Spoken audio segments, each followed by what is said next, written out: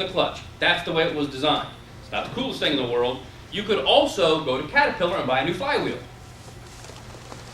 Dare you, right? Anybody here priced a cat flywheel? Have you ever paid the core charge? Yeah. Okay, we'll stop there. Right. Now I think for that, because now we have new flywheels. Thank goodness, man. Because I mean, if you had to go to Cat or Cummins to buy a new flywheel, it's horrible. If you go to a salvage yard, you might get a better one, but how do you know? It's not like a rotor that has a dimension on it. I've never seen anybody be able to actually measure a flywheel and tell me that here's how thick it is and here's how new it is. I don't know the answer to that, man. I wish I did, because I don't. Right? All I know is you can turn it until the disc hit the mounting bolts. That's when I know it's too thin. That's not, I mean, that ain't good. But I know at that point she's done. Right? Until then, grind away. A whole lot of speed. Yes, right. So now there was a wily old mechanic at one point that had another idea. Now you got to realize this is going back a ways, but when clutch brakes were first manufactured, they were actually three-piece. They were a piece of thick metal, right, with the head and tangs on it, and two loose fiber pieces. And then when you squish them together, they create enough friction to actually create the braking motion. Well, if you did a clutch job, right, and you put a new clutch brake in it, that doesn't mean the clutch brake was destroyed. I'm sure it was used, but they would save those little spacers, right? And the first way people would use them was to just cut a notch in them, right? If you think about this whole process, let's say you go through the whole life cycle of this clutch, and it had a long life, whatever it was, and you're down to the last adjustment, and you got a load on this thing, right? Because this happens, right? You got a load of rock, right? It's got to go right now, and I got no pedal free play, and I'm slipping now that I'm loaded, right? You take it into the shop, and you say, hey man, I need a clutch adjustment, bad. The mechanic gets underneath there, he starts to spin it, and guess what? I'm done. Because guess what? You don't get a measurable for that, do you? You don't know when it's brand new or when it's toast. On a manual adjusted clutch, you don't have like a little measurable indicator on it. You just turn it until you can't turn it anymore. You turn it until you can't make the throw-up bearing move. And in this case, it needed one badly because now the throw-up bearing is resting on the fork. It's so far away I can't get clutch brake squeeze, so I have to have an adjustment, right? But now I spun the ring out. Another clutch brake. So now at one point, the only option was clutch job. Well, my gosh, I got a load on. It's got to go in like 10 minutes. I'm not talking 10 hours. I'm talking 10 minutes. That truck's got to be down I-80, right? Well, that's where the old shove the clutch brake spacer in there came from. I mean, talk about an ingenious idea. They're actually an 1/8-inch thick little piece of fiber, right? Guess what an 1/8 inch is? It's basically an adjustment. Talk about slick. You can also use this on the front side, meaning you know you've already turned a flywheel 2 or 3 times, right? You know that you're going to do an adjustment to this cover when you first put it in, so you have the option of putting the spacer in there first. Now that scares some people because guess what could happen? Overspace it. Too much. Too much, yeah. Right? Now here's what Spicer gives you. This is the greatest thing about the way they designed the 7.22. 7.22, this ring is not fully into the cover. When we assemble these clutches, because we do reman and new, right? When we assemble the covers, we spin the ring all the way in, and then we bring it out about 2 turns. We assemble it, then we put it on the test stand and we fine tune it. But we bring that ring out a little bit. It's never buried all the way in the cover. So what does that mean? Buried. Yeah, I can back it off, right? Now the only problem is if that throw-out bearing is so close that you can't get release, you can't get the pressure off the ring. That's the worst part, right? Because you got to get the pressure off the ring to be able to turn it. So I mean that's the only gamble you have. But typically you can always get away with 1 spacer if you know you've ground the flywheel. It's risky to go 2, but I know people that do it, right? All you do, take your spacer, take a hacksaw, cut one. Yep. Nope, just cut 1 slot in it because it's too much. Take your Oh, chisel, pop it right and in break the it out. one, just break the 2 pieces. That's a good point right there because that way you're not really compromising any of it unless you have to, and then it's easy to come out. That's a great way to do that too. At least that way, because really all you're doing is extending the serviceable life that Spicer designed this clutch with. You get X, right? And there's no mileage, right? It's all based on application. And everybody's different. You could have 2 line haul trucks doing the same job. One guy starts different than the other, right? So you have 2 different wear factors. So it all depends on how much wear that you have on the components as to how long the life of the clutch is. The fact of it is, if you have to adjust it a whole bunch when you first put it in, you know you took some of the life out. Either you're going to replace it or you're going to buy a new flywheel. I would definitely recommend people invest in front bearing retainers, right? It's not a big deal. I mean, I think they're, I don't know what Lee, I mean, most people sell for like $27, $37 at Lee's, $62.50. They also make clutch kits for these things. You know, we promote these things, the clutch installation kit, because Eaton got pretty wise.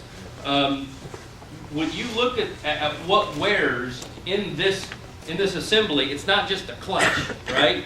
So Eaton got wise because what happens is, if all you do is replace the clutch and we don't even consider the front bearing retainer, the fork, the cross shaft, the bushings, the input shaft, if we don't, the front bearing, right? If we don't consider those things, that will inevitably come back to haunt the clutch.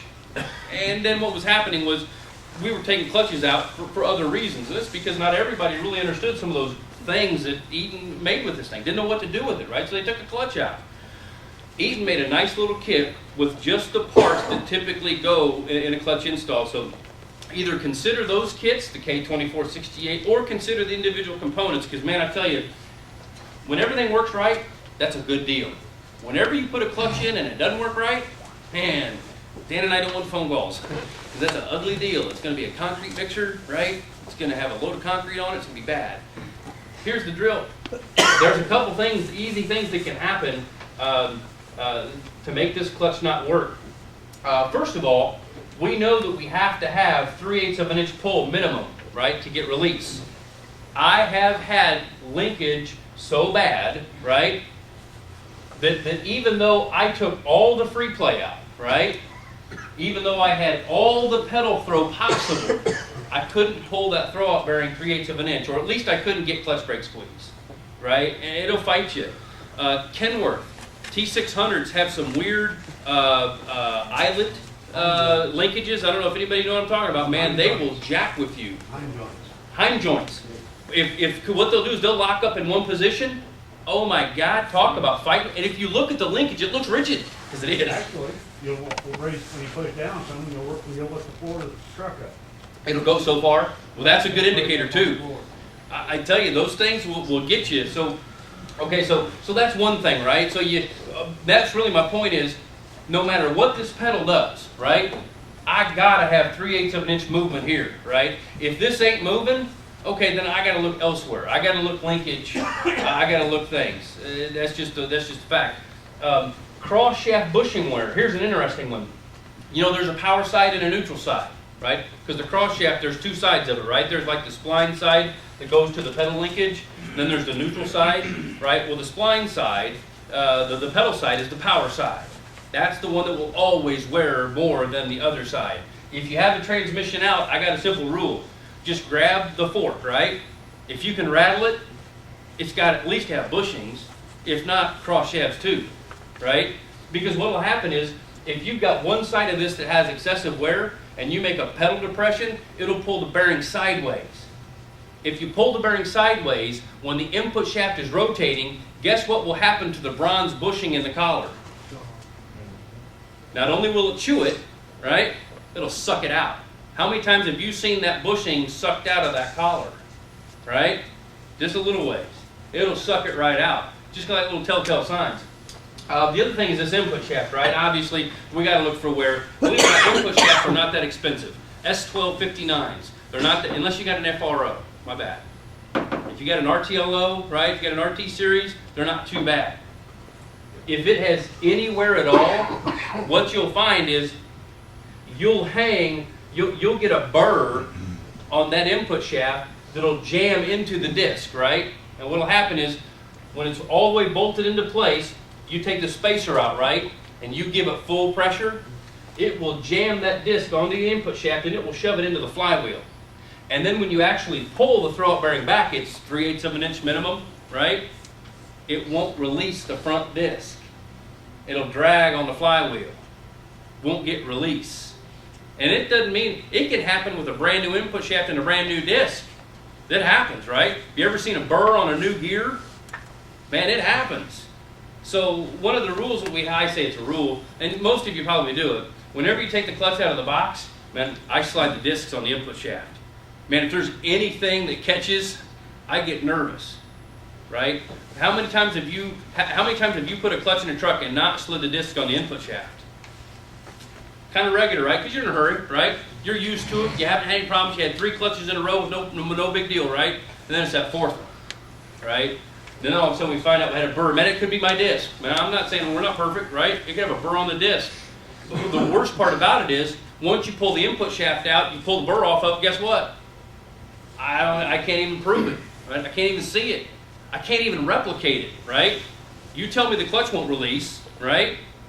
We send the clutch to the plant. We yell at our people.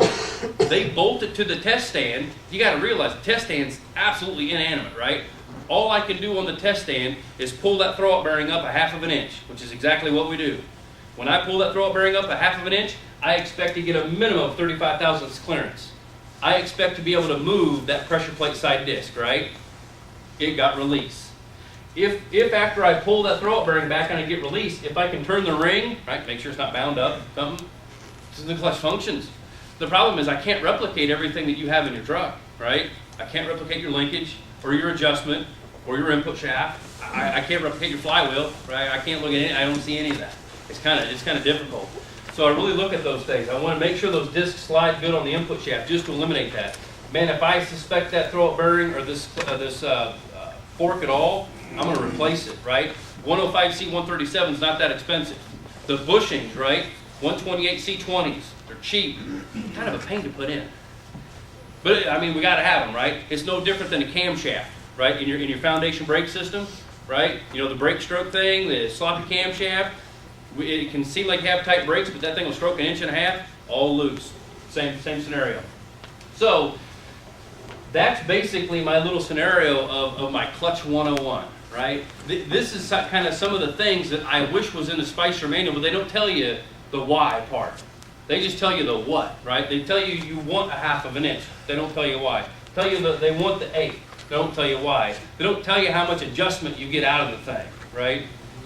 That's what I really like about this little presentation, because it kind of gives an open view of the way Spicer designed the clutch and what they're given to us to work with, right? And I jacked that dry board up, didn't I? Eventually, someday, this is going to be a nice, neat PowerPoint. Dan and I have already talked about it. We'll have animation coming in for the fork, and it'll move and throw up bearing and all that. Till then, you get this. Okay. What I want to do now is talk a little bit about what we can offer you. You have our service manual, right? You have our service manual. I also really appreciate the Eaton service manual, right? This is the Bible, right? Eaton said. So if you want a copy of this manual, holler at your Midwest Wheel representative. We can get you to you in PDF, right? I snatched it right off their website. Not a big deal. We'll get you a copy. What I did was, this manual is like any other service manual. It's got like 87 pages, right? And about 13 of them are good, right? So all I did was I took the 13 that I wanted. See, I could highlight just the important stuff, right? Some of the basics, just in case anybody wants to know, right? I've got it. Matter of fact, I took it another step further, which Lee will be more than happy to do this for you. You pick up the pages you want. I laminated them, right? Just the basics. Right, just the good stuff. If somebody wants to know, I got it. You're welcome, Lee. Love him to death. Anyway, wanted to offer that to you. That's just good. That's just good data. The problem is some of the stuff we talked about just isn't in the manuals, right? So make notes, share that with people, especially the new guys coming up that have never even seen a full-type clutch, right? We get new guys every day, have not a clue why you can design this, right? It's trial by fire in our business, right? All right, so that's our clutch 101. I want to real quick talk a little bit about disc evolution, right? Torque and horsepower evolution. We've gone through some changes in our systems, right? You remember back in the day, the diesels couldn't pull their way out of a mud hole, right? Kill them in a heartbeat. No power whatsoever.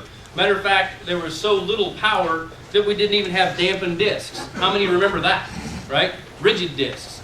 Didn't even have. How many people remember that? I'm calling you out. I'm calling you out. every now and then you still see that, right? Some tractors.